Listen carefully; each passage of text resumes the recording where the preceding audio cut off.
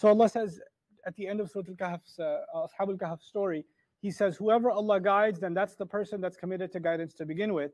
And whoever Allah decides to allow to be misled, then you will not find someone to protect over them, waliyan, and to set them to the right course, murshidan. So if Allah decides to let you stay in misguidance, two things you will not get, a wali and a murshid, a wali and murshidan. Now what is wali and murshidan again? Someone protective over you and someone who course corrects you. Now interestingly, the first wali, murshid, every one of us has in our life is our parents. They're protective over us and they set us to the right course. If you're misbehaving, they correct your misbehavior. If you're making a mess, they ask you to clean up your mess. If you're missing your prayers, they tell you to make your prayer.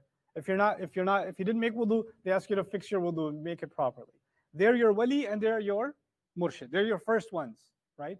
And in their case, of course, in Ashab al-Kahf's case, they don't have parental guidance. They have parental misguidance, right? Their parents aren't guided.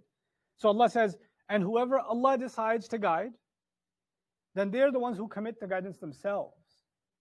And if Allah allows somebody to be misguided, it doesn't matter if their parents are good or not. It doesn't matter if they have wali murshid, any other wali murshid. They could be in the best environment, but Allah decides that these people don't want to commit to guidance, so they don't deserve it. You know what this is telling us? It's a profound philosophical reality. Guidance is not the result of your environment. Guidance is the result of your commitment.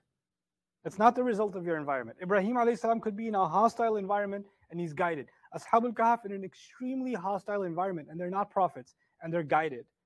And the Israelites were in the company of prophets every single generation and yet they weren't guided. Right? So you can be in a guided environment and not have guidance.